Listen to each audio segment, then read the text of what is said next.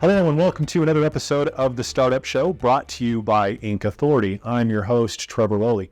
Hey, today we're going to talk about nonprofit corporations, specifically the documents that are included in your record book. So maybe you've been online at incauthority.com, and while you were online, you took advantage of forming a nonprofit corporation, or perhaps you spoke to one of our business startup specialists over the telephone, and they helped you form your nonprofit corporation. If you did that and you elected to get a company record book, you received something that looks a lot like this. It's a beautiful leather binder. It has the name of the nonprofit on a brass plate on the spine. It's a portfolio style binder, which means it comes in a zipper case, which makes it mobile and portable. You can take it with you to the bank or wherever you need to go. And if this is your first nonprofit corporation, you probably have some questions about some of the documents you find inside. So today what I'd like to do is take you through a quick document walkthrough of a nonprofit corporation. So when you open up your binder for your nonprofit corporation, the first thing you'll find is on the left-hand side in the sleeve, you're going to find a quick start guide for your nonprofit corporation.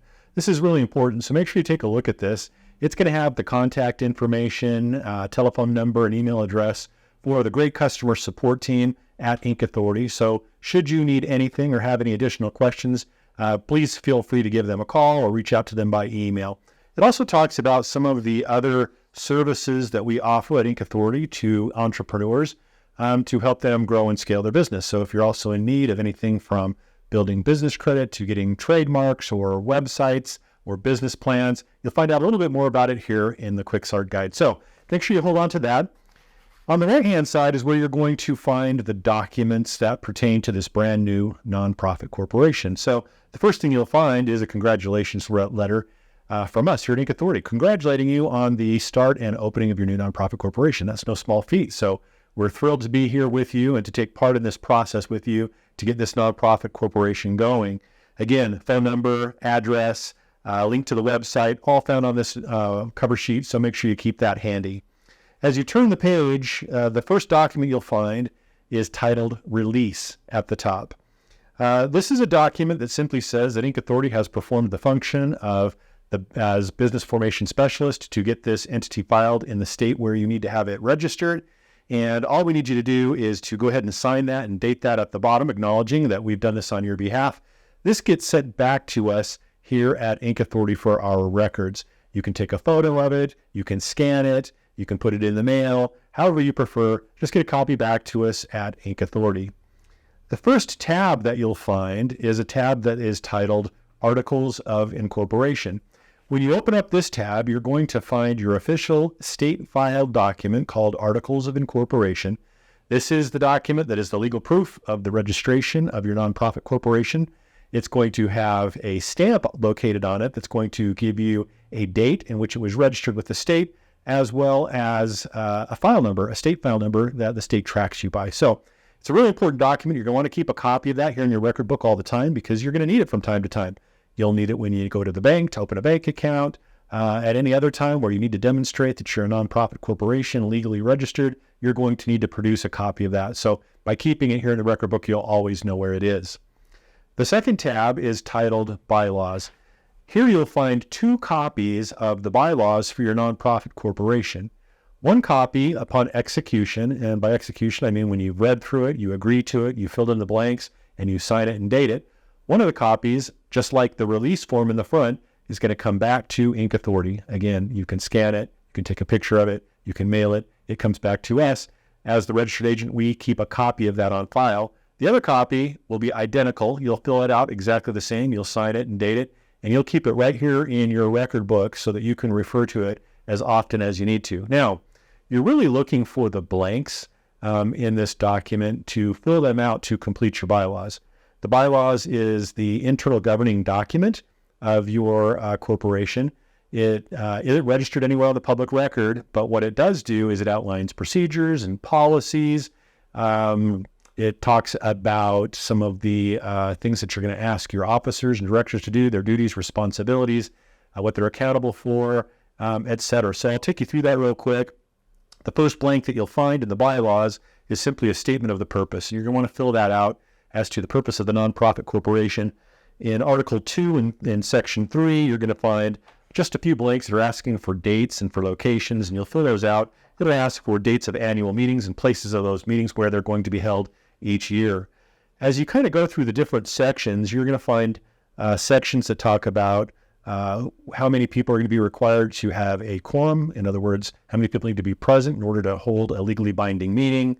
You're going to find out about how to fill vacancies, should people come and go, how you designate officers, what the duties of the different officers are going to be, the president, the secretary, the treasurer, the directors, etc., how long their term of office is to be, how they might be compensated.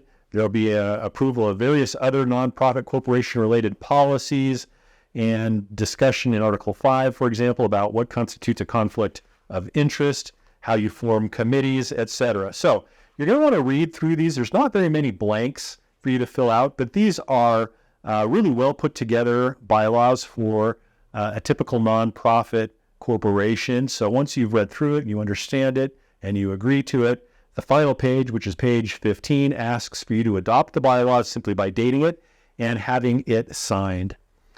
And again, 2 copies that are in here. One remains with you and one comes back to Inc. Authority. Now, the next tab section is titled Minutes. First of all, what are minutes? Well, you have to have meetings periodically for your corporation. And when you have a meeting, things are going to be decided. You're going to have votes to vote on certain things that you may or may not be doing. You're going to make decisions and resolve to do things. And when you do that, you are recording what took place. And the recording of what took place is called minutes. Minutes of the meetings of your corporation. And they are a formality associated with having corporations. And so there's just a few forms here quickly that we'll take note of for your nonprofit corporation. The first form that you'll find behind your minutes section tab is what's called a waiver of notice and consent to holding the first meeting of the board of directors. Again, you're just looking to fill in the blanks. You're looking for locations and dates and times when you're going to hold this first organizational meeting of your nonprofit corporation after you have been formed. And the document, after having the blanks filled in, will simply be dated and signed by the original directors, whether that's one or whether there's more than one, of this nonprofit corporation. Subsequent to that, you'll find a document titled Minutes of the First Meeting of the Board of Directors. And so this will be your first organizational meeting. This is the minutes of that meeting. Again, you're going to put in some dates and some locations. You're going to list who the directors are that are present, the names of any who might be absent, and any other invited guests who might be present at that meeting. You give their names. And then you're going to elect a temporary chairperson for that meeting. And following that, you're going to go ahead and adopt both the original articles of incorporation and your bylaws, and you're going to elect the officers of the nonprofit corporation by vote. Once they are elected, the name of the president and the secretary and the treasurer are named where there are blanks to do so. You'll also list the principal office address for the business, and you'll also determine where you're going to bank. So if you've got a bank that you want to do business with, you'll name the bank there, and who might be authorized to sign on that bank account. So these are just some of the standard things that are in here. There's a couple of other things that talk about how you're going to file for your nonprofit tax forms, getting business licenses. If you're going to compensate the officers and directors, you'll fill those out accordingly. But again, at the end, when the meeting is adjourned, it's simply dated and signed by the secretary of the nonprofit corporation. The next section, the tab, is one that's titled Tax Forms. Now, you'll see that there's really nothing behind it right now, and that's because you're a brand new nonprofit corporation.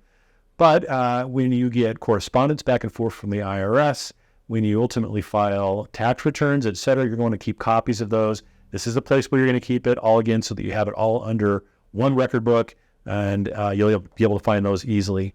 Same with the following section that is titled Important Documents. Right now, you're not going to find anything there.